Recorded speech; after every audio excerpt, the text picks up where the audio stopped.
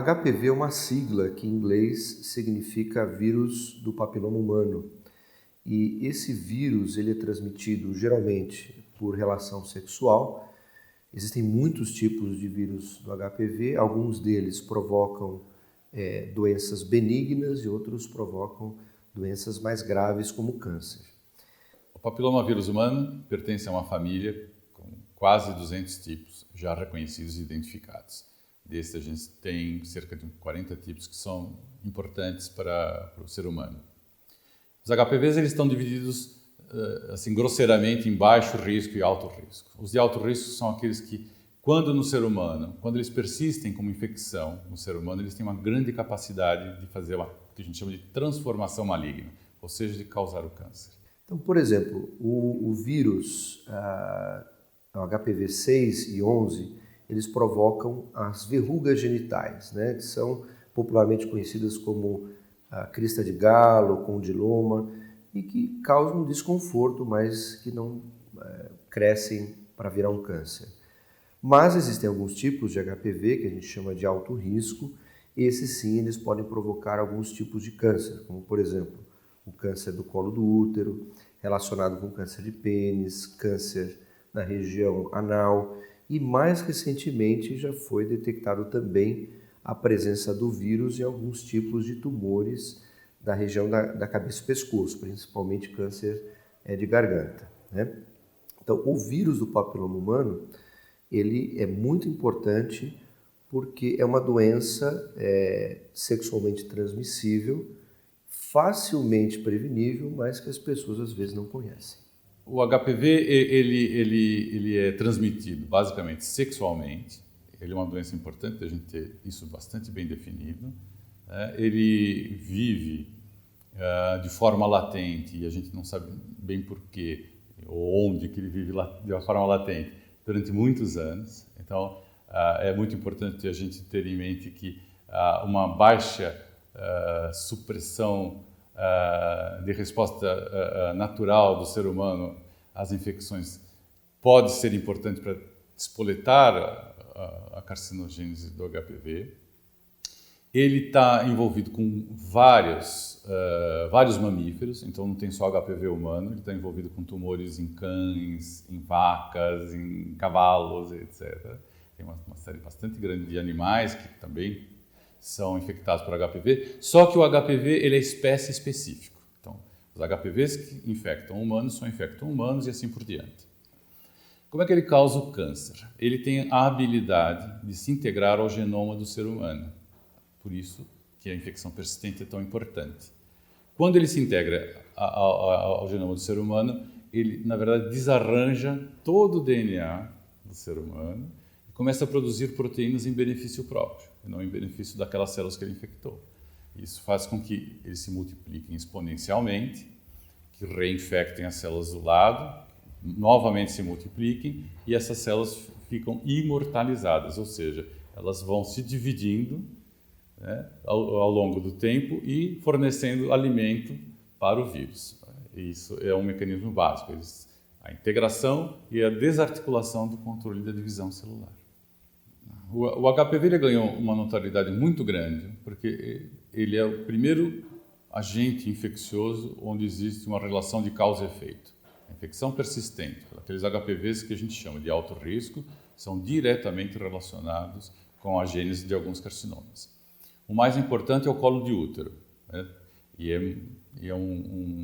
Apesar de ser muito prevalente, de ser muito importante, ele é também prevenível, porque no colo de útero você tem fácil acesso ao colo de útero, consegue fazer exames periódicos para prevenção, como o teste do Papa Nicolau, por exemplo.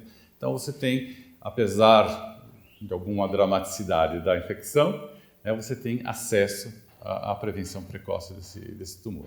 O câncer mais comumente relacionado com o vírus do papiloma humano é o câncer do colo do útero. O câncer do colo do útero, ele é hoje um importante problema de saúde pública no país. Na região norte, por exemplo, é o tumor mais comum nas mulheres. Na região sul e sudeste é o terceiro, o quarto mais comum, mas ele é um problema de saúde pública aqui no Brasil e em outros países no mundo também. O câncer do colo do útero, quando detectado numa fase muito tardia, o tratamento é complicado e o risco da mulher morrer pela doença é muito alto. Então, daí a importância de se fazer o exame preventivo, que é o exame de Papa Nicolau. O exame de Papa Nicolau, ele não identifica o vírus em si, ele identifica as alterações nas células do colo do útero. Então, nessa fase em que o vírus promove alterações no colo do útero, é possível, através de um exame muito simples, detectar essas alterações. Então, é o famoso exame de Papa Nicolau, onde a mulher vai no seu ginecologista. O ginecologista, então, ele colhe, faz um esfregaço do colo do útero e colhe as células e analisa essas células no microscópio. E detectando uma alteração, é possível já fazer o tratamento numa fase bem inicial. Daí, então, a necessidade das mulheres se cuidarem e procurarem o ginecologista e fazer o exame de Papa Nicolau frequentemente. Ainda em relação ao exame de Papa Nicolau, é importante saber que é um exame que deve ser feito periodicamente pela mulher, né? Depois de 2 exames seguidos, separados por 1 ano, se os 2 exames estiverem normais, a mulher pode repetir o exame a cada 3 anos, não há necessidade de se fazer todo ano. Então essa é a melhor forma de se prevenir o câncer de colo do útero hoje no Brasil, fazendo o exame de Papa Nicolau. A outra forma é o que a gente chama de prevenção primária, através das vacinas, né? A vacinação é extremamente importante, tanto para meninas, né, isso já foi reconhecido como custo efetivo, como em alguns países já estão começando a introduzir também para os meninos, né? Então essa seria uma forma, digamos, mais básica de prevenção. A vacina da HPV, ela hoje já é distribuída pelo governo, ela é gratuita e ela é extremamente eficaz. Ela previne em quase 100% das vezes a infecção para 4 tipos de HPV que são os mais importantes, que é o tipo 6 e 11, que provocam as verrugas genitais, e o 16 e o 18, que provocam câncer, principalmente o câncer do colo do útero. A vacina hoje, como eu disse, é dada de forma gratuita pelo governo, principalmente para as meninas, entre 10 e 13 anos de idade, né? E hoje não é oferecido para meninos ainda no país, mas quem sabe em breve isso seja uma realidade para a gente também. A melhor forma hoje de se oferecer a vacina é nas escolas. Já se comprovou em diversos estudos realizados no mundo que oferecer a vacina do HPV nas escolas é a forma mais eficiente de prevenir essas meninas. A respeito da vacina do HPV, existe muita coisa na internet, na mídia, falando que a vacina ela não é segura e que causa problemas de saúde para as meninas. Isso não é verdade. A Organização Mundial da Saúde recentemente emitiu um comunicado assegurando que a vacina ela é eficaz e que não traz problemas para a população. Infelizmente existe uma campanha contra não só contra a vacina do HPV, mas também para outras vacinas. Então a recomendação é que a vacina do HPV seja dada sim para as meninas, é uma vacina eficaz e segura. O que é importante?